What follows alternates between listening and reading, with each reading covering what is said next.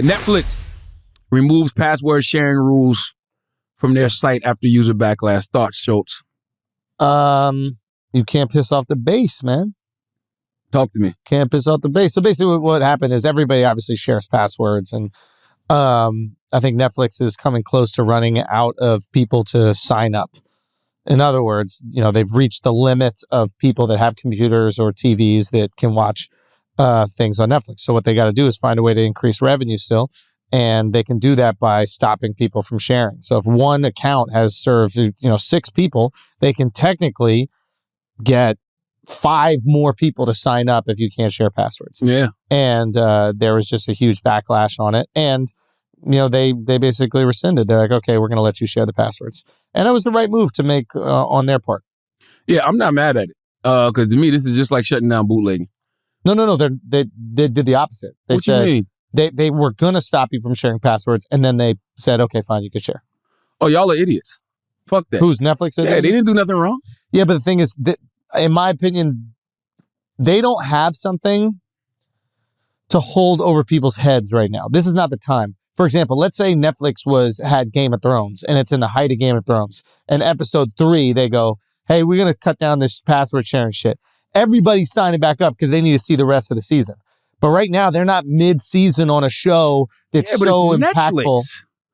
Like, Netflix is Netflix at this point. Like, do you even give a fuck what Netflix... Like, what show did we... I remember the first time I bought a Netflix account is because everybody was telling me about this show, Orange is the New Black. Exactly. You need a show. Like, when Stranger Things comes back out, I think they should try it then. But after that, I didn't stop with Netflix because Netflix flooded me with so much content. Netflix is literally like when you're at home, like how you flip through channels. That's how we treat Netflix now. They felt, I guess, and this is not like a gut company. They're going off of data. They felt that, I guess, when they stopped people from sharing the passwords, not enough new people signed back up. So what's going to happen is they're going to have, let's say, for example, it's only 1 password per person. Yeah. And there's 6 people that were watching per password currently. If you go from 6 to 1 and those other 5 don't sign up, you've just reduced the amount of people that have viewed your show by 6 times. I get it, but they didn't give it a chance. If you respond immediately to backlash, you ain't even give people a chance to be They're like, not you know willing what? to risk it. Their stock's already down. They're in the worst time to actually They've been do in this. the red forever. like, No, that's not true. They were crushing it during COVID. They were? Oh my God, they were. I didn't know that. I thought Disney Plus popped up during COVID. Disney also, but they were just crushing during COVID. It makes sense. Everybody's home. Everybody's home. Yeah. Yeah, I don't. Whatever. I mean, listen, man. I guess what you're saying makes all the sense in the world. I didn't even know that it worked like that. Because I would assume, I don't know. I thought that if you all sharing passwords, does that count as different views? Mm-hmm. I don't fucking know. 100%. I don't know. You can have different accounts on it. Yeah. They just want to see hours watched. And the more hours watched, the better. And if people are not watching on them, they're going to be watching on someone else. I mean, they're trying to compete with YouTube. I mean, that's just the reality of the matter. What bugged me out when they said with a number of subscribers threatening to cancel their subscriptions, I don't think they're trying to compete with YouTube, bro. Oh, of course. Nah, you know why? Because here's the thing about YouTube, and I know YouTube does have YouTube Red, which is subscription-based. Man, when you got 55+ million people paying $40 fucking a month or whatever the fuck Netflix costs, 15 or something, or whatever the fuck, like that's a different ball game. Like it's a different ball game when people are paying for a subscription and when people are watching something for free. Don't get me wrong; they're all competing for your time and your eyeballs. YouTube made more money than Netflix. They did? Yeah. Oh, I don't know. And more hours watched. I believe the more I was watching, but also free content. YouTube just made more money in ad revenue than Netflix. This was the first time. But Netflix don't make their money in ad revenue. No, they made more money in ad revenue than Netflix. Then YouTube made did in subscriptions? subscription. Oh, yeah, because YouTube Red is done. They're not doing the subscription thing. You could do the YouTube so you don't have the ads and that kind of stuff. But like, it's inevitable. You can't beat YouTube. It's just like trying to say like you're going to beat Google or something like that. It's not possible. But what they're worried about is eyeballs, right? And if the time watched is going to these other platforms, then less people are going to go, I need this subscription. Well, the problem ain't, salute to YouTube. I don't think the problem is YouTube in this situation. I think the problem is all these other fucking streaming services. They're also... There's Disney Plus with 55+ million. There's HBO Max with 55+ million. Yo, on the low... HBO is the GOAT, bro. On the low, Paramount Plus. Oh, so that's all it takes. It takes one show. It takes one show to put you on. You see what Yellowstone's doing for Paramount Plus? And that's what Netflix, I think, maybe is starting to learn, because what Netflix tried to do is replace television. They're like, we're just going to have so much content. We're going to flood the whole thing. We got different shows for everybody. And then HBO came around and they were like, we're just going to continue making great shows that you have to watch. And you know what we do? We fucking watch. Euphoria comes around. Everybody's watching. That's it. Last of Us is on right now. Incredible. Everybody's fucking watching. YouTube's got it locked.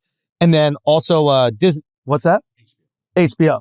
Oh, sorry. HBO kept doing that. HBO is the fucking GOAT when it comes to scripted. Nobody comes close. I'm not. And then Paramount Plus came out with Yellowstone, and then the whole world watched Yellowstone, and all of a sudden it put a streamer on the map. Yellowstone spinoffs, which are incredible. That dude Taylor Sheridan's killing. He's a genius. He did Tulsa King. He's doing that shit with Jeremy Piven. I said this months ago on this podcast, but I don't know if people pay me attention, because nobody pays me attention until you're right. Until I'm right. But the Netflix model wasn't sustainable. The binge watching. It was something that we all loved, but you literally shoot your load, bro. Yeah. Like if I give you a season of a show and you can watch all 12 episodes in a night, I have nothing. But if you're HBO and you give me 12 weeks of Euphoria, all you got to do is give me 3 of those a year, and you covered the whole year. Exactly. It's about owning the conversation. We were talking about this, and that's what HBO. Now, the thing is, in order for someone to wait a week to come back to a show, you need to create really good shows. Absolutely. And what Netflix has gotten by with is creating not as good shows, but giving you the binge shit. They give you a cliffhanger, so you just keep watching. Yeah. There's a lot of shows on Netflix that people wouldn't watch if you had to wait a week. But HBO is like, we're just going to give you the best fucking show. Dude, HBO's percentage, I'm dick riding HBO and I'm happy about it. And I don't even have no shit on HBO. This is just how fucking amazing they are. The percentage that they bat, I've never seen this before. Everything is a hit. House of Dragons comes on. Bang. Well, it's because they take their Last time. of Us. Bang. Euphoria. Bang. And this is historically. This isn't like... For years. Yeah. Sopranos. Yeah. The Wire. Yeah. I mean, it's just non-fucking stop. And it really, they invest in creators. They invest in great showrunners, great writers, and they execute. And they also invest in talent. Like if you notice with HBO, if they like you as an actor, you pop up in their other shit too. Yeah. Like you almost become like a star of HBO. Yeah. Remember when we were doing all the MTV shows and we would just do 5 different ones? Absolutely. You become like a star of the network. But they fucking got it locked. And I think at the end of the day, that's what people want. They want stories that they can follow. They don't need all the content in the world, which is what Netflix is doing. They want Stranger Things. That's what Netflix did great. And then you create cultural moments with that. So I think Netflix should shrink the amount of things they're producing and just focus on great quality content. I agree with that. I mean, the interesting thing too about I think about like a Paramount Plus. The reason I think Paramount Plus is doing so well right now is because that's what they're doing, right? They're focusing on great quality content. Boom. But another thing that they're doing, even though they're doing a lot of new IP, they're doing it with like seasoned actors. Yes. Kevin Costner. Yes. Fucking Harrison Ford. Yes. Sylvester Stallone. Yes. They got fucking Jeremy Piven playing in one of those shows. Like, you know what I mean? Like, you know these people. Like, so you might give the show a chance just because of who the person is. Like, I saw something that yesterday I was watching TV and they got they're doing a TV show about Grease. It's the Pink Ladies. Remember Grease, the movie? Oh, yeah. So they're doing a Pink Ladies sitcom. Well, that's the thing. It's like people are going to tap into nostalgia. Absolutely. The same thing with you people. It's like, think about how... Excuse me? The fuck you mean, Schulz? The same thing. The fuck you mean, yo? What are you talking about? Because we like Different World reruns and Martin reruns? Yeah, exactly that. But, wow. But the movie, you people, okay? The movie, you people. That's what I'm talking about. Yeah. Basically, who's not going to click on a movie that has all of the most famous actors in it? Right? Like, yeah. Because think about it. It's like, if you people is in the theater, you got to get dressed, get a fucking babysitter, go buy popcorn, do all that kind of shit. The fact that it's on Netflix at your crib and you got Jonah, Eddie, Julia Louis-Dreyfus, David Duchovny, it's like, no matter who you like, they got it, a little thing. So, of course, you're going to click and pop on into it. It's the easiest barrier of entry. I salute Kenya for getting Eddie in a movie. Oh, bro, the execution. Multiple movies. I wanted more funny from Eddie, though. Yeah, so did I. He was like a straight man in the movie. I don't want Eddie playing a straight man. So Jonah, too. I don't mean straight man like Not gay either. No. You mean like you want him to be funny. I want him to be the wild card. Yeah. Like, I didn't get like that. Bernie Mac. Bernie Mac and what? And Who's This? With Look Who's Talking. Oh, I never saw that. Oh, Look Who's Coming to Dinner. I never saw that. Yeah. But you know what I mean? I want Eddie to shoot. He was he wasn't the comic relief is what I'm saying. Yeah, he was subdued. Yeah. I didn't want that for Eddie. I didn't. Yeah. I think that we all want Eddie to just be the superstar, the most hilarious part of the movie. Why else would you have Eddie in a movie? 100%. And by the way, I've never seen that. I've never seen Eddie be a straight man in a movie. Yeah. Have you? No. Never. No. I mean, maybe you've seen him be dramatic in a movie, but in a comedy, usually you see Eddie being that motherfucker that's going after it. Yeah, listen.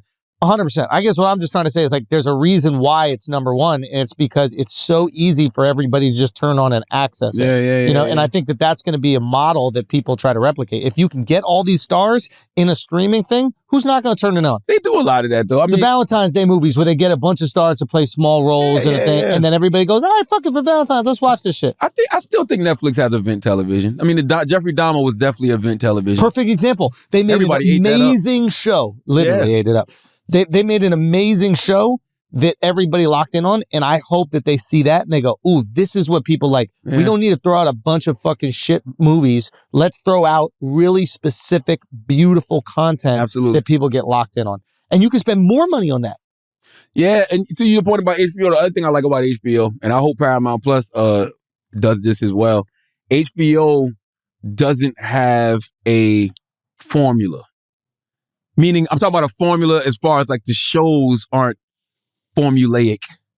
You know what I mean? Like every show is different. Yep. The Wire is different from White The Lotus. Sopranos. Sopranos different from White Lotus. White Lotus different from The Last of Us. The Last of Us different from Succession. Euphoria.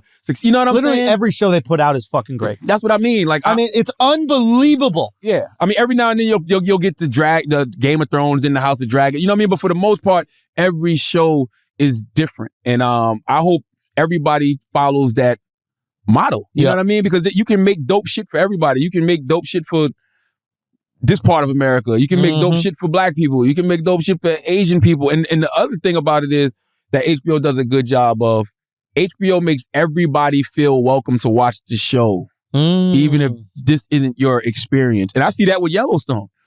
Like everybody seems to be watching Yellowstone. You know what I'm saying? I was talking to some Native Americans about it. They're like, yeah, we love it. Yeah. It's like finally we're depicted in a way that's more honest. Really? Yeah. When I was out there at that hotel out there in fucking Utah. Wow. And they're like, it was on Navajo country. And it was like, yeah, we all watch it. Matter of fact, like a few tribes came together to like thank Kevin Costner. Get the fuck out of here. I haven't watched it. Is it good? What, Yellowstone? Yeah. It's great. Yeah, everybody says how great it is. No, and what's great is that if you have success in a world, continue to make things in the world. Marvel has done this really well. Yes. Why not also do it with Yellowstone, which they did, right? But create other worlds is what I'm saying. Like, I want Paramount Plus to also create other worlds. Yeah, but I guess what I'm saying is like, okay, for example, you have Game of Thrones. Now you have House of Dragons, right? That's right. You have Stranger Things. What other things can you create in the Stranger Things world? You've already done the heavy lifting. Oh, with Yellowstone, they're doing it. They got 2 spinoffs of Yellowstone. What I'm saying is that's good that they're doing that. And then other shows should also replicate this model. Absolutely. Right? Because we like the world. We like existing in it. You don't have to explain shit to us no more. We know what to expect. Now just have some fun and dance. You know what's so interesting? Jay Williams. When I create in a scripted world, I always think of that. I always think of, could this show have a prequel? You know what I'm saying? Could characters from this show spin off? You know what I mean? Because like stuff like that just makes success. Like we had Malcolm Jamal Warner on, and Malcolm Jamal Warner was talking to us about a show he had on NBC that I didn't even know. I forgot all about this show. He was like, yeah, I had a show that came on NBC, but I wasn't Theo. I was some other guy, but I was living in Harlem. And you remember the name of the show? I forgot the name of the show, Taylor. But I was like, that show would have worked if they would have just said it was Theo. You just made me remember Cosby Show. Yep. Then Different World. That's right. Think about that. If they would have just did Theo, grown up, living in Harlem, put that shit on Thursday night like people are used to. We already know the world. Different World. It would have killed. We know the characters. Absolutely. Continue if you have success. Now that's if you have the passion to continue creating. But like generally speaking, if you know how to make a type of show that is your genius zone. This is what you're so spectacular at. Absolutely. It'd be great if you at least oversaw other shows made in a similar way. And I think that's what Taylor Sheridan has done so fucking well. Was it Malcolm and Eddie? It was not Malcolm and Eddie. That's what they showed. Anyway,